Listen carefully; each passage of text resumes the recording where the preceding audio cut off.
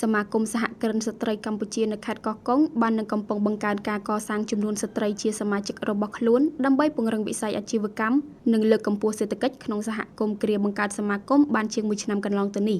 សមាគមសហគ្រិនស្ត្រីកម្ពុជាសាខាខេត្តកោះកុងបានរៀបចំពិធីរាត្រីស្រមោលស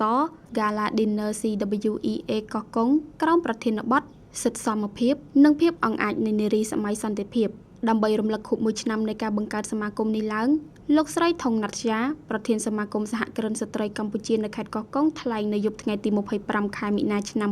2025ថាសហគ្រិនស្ត្រីរបស់លោកស្រីផ្សារភ្ជាប់នឹងយុទ្ធនាការសកម្មភាពជាច្រើនដូចជាយុទ្ធនាការផ្សព្វផ្សាយពីផលិតផលរបស់សមាជិកក្នុងពិធីតាំងពិព័រណ៍ពាណិជ្ជកម្មនានាជួយស្វែងរកទីផ្សារលក់ចេញនៅផលិតផលស្វែងរកប្រភពហិរញ្ញវត្ថុពីដៃគូសហការសម្រាប់ធុរកិច្ចសហគ្រាសធុនតូចនិងមធ្យម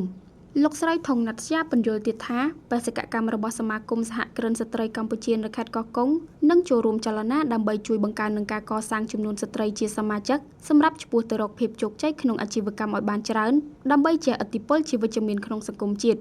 សមាគមសហគ្រិនស្ត្រីកម្ពុជាខេត្តកោះកុងនឹងបើកវគ្គបណ្ដុះបណ្ដាលនិងផ្តល់ជំនាញថ្មីៗមកចែករំលែកជូនស្ត្រីជាសមាជិកក៏ដូចជាអាជីវកម្មក្នុងខេត្តឲ្យបានកាន់តែស៊ីជម្រៅទៅលើសកម្មភាពអាជីវកម្មក្នុងសម័យកាល Digital ស្របនឹងភាពរីកចម្រើន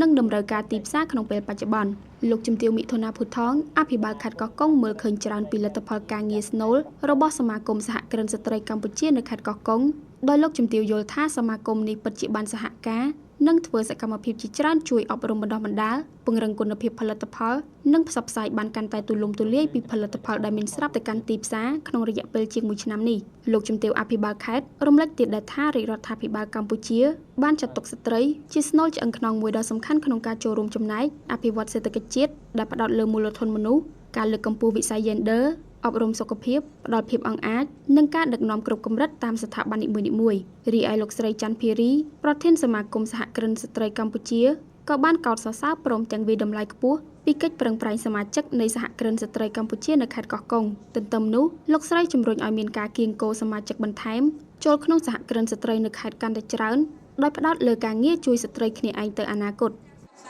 សមាគម